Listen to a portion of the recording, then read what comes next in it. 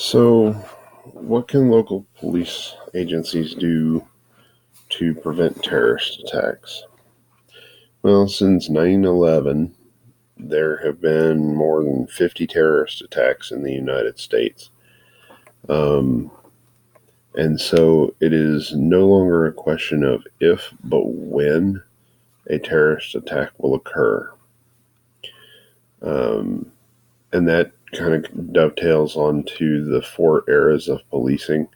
If you remember, I told you that we're in the emerging fourth era right now.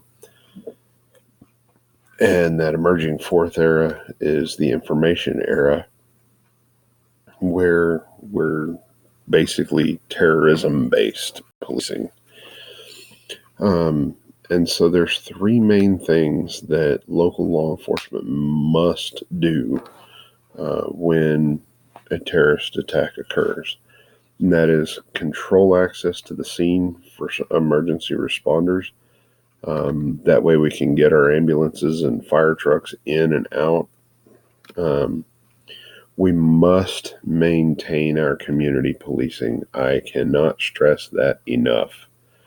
There was a threatened terrorist attack on Garden City, Kansas, just north of us here, a year or so ago, and the suspects were arrested here in Liberal. And Garden City Police Department went out and they maintained their community policing to assure that community that they would not be subjected to terrorism and all of that. We can't just go out if we believe that the terrorist suspects are of a particular race or ethnicity. We can't go out and start targeting those people. We have to maintain our community policing and target the targets, not the people who look like the targets. And then, of course, we must manage and share information both between emergency responders and law enforcement agencies, but also with the public so that rumors don't get started and spun. So here you can see this is literally within milliseconds of the detonation of the explosive that blew up the Boston Marathon back in 2013, I believe it was. And of course, you see officers starting to head towards the explosion. And here you can see this is ground zero for that explosion. You can see the mangled bodies and the blood and the guts and the blown out windows and everything. This is where law enforcement is running to. And I threw this one in here just because I thought it was absolutely cool. The Boston Police Department being the 2013 hide and seek champions because they wound up finding and ultimately being involved in a fatal use of force with the suspects of the Boston Marathon bombing. As a side note here, though, while these officers you see here are all tacked up and everything, you see that they don't look like soldiers, like I was pointing out earlier. They look like police officers.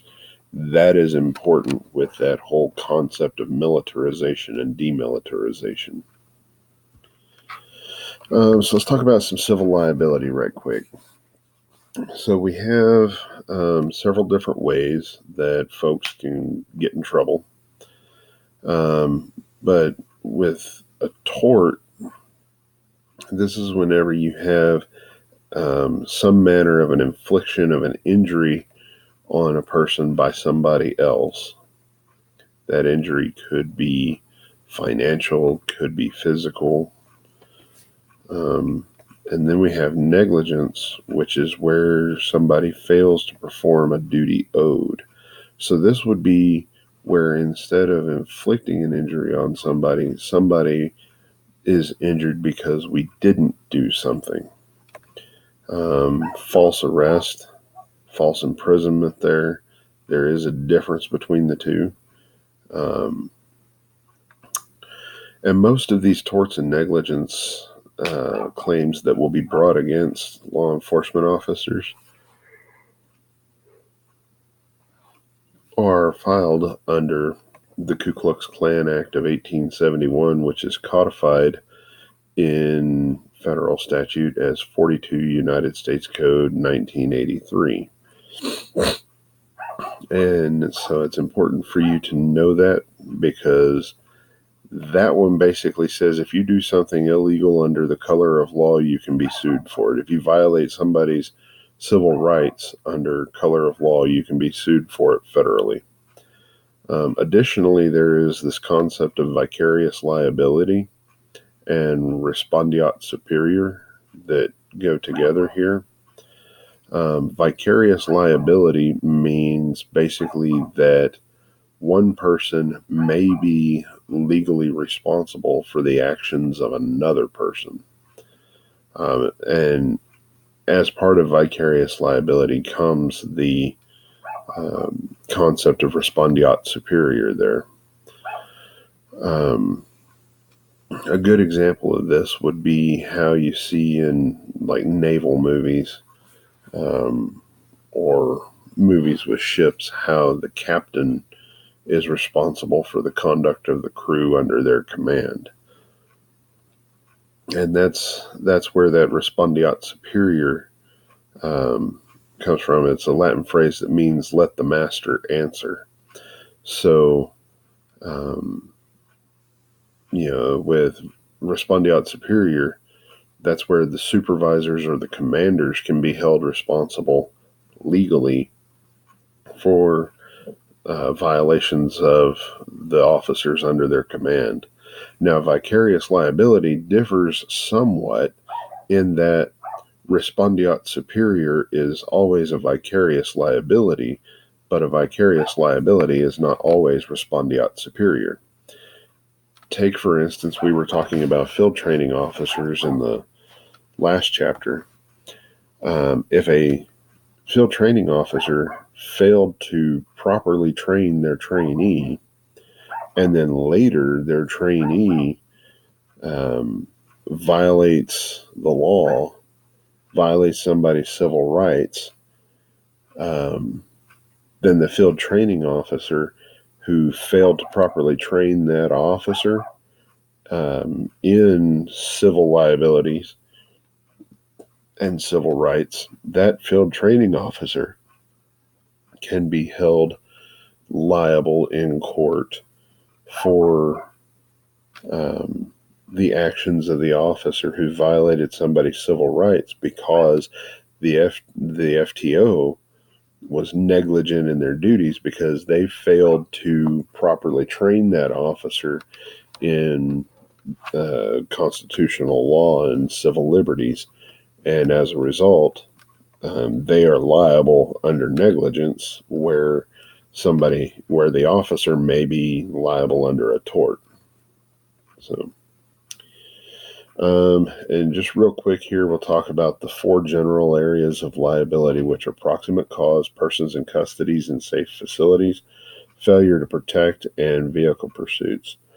So, proximate cause is basically just the thing, it's the cause of a cause and effect relationship.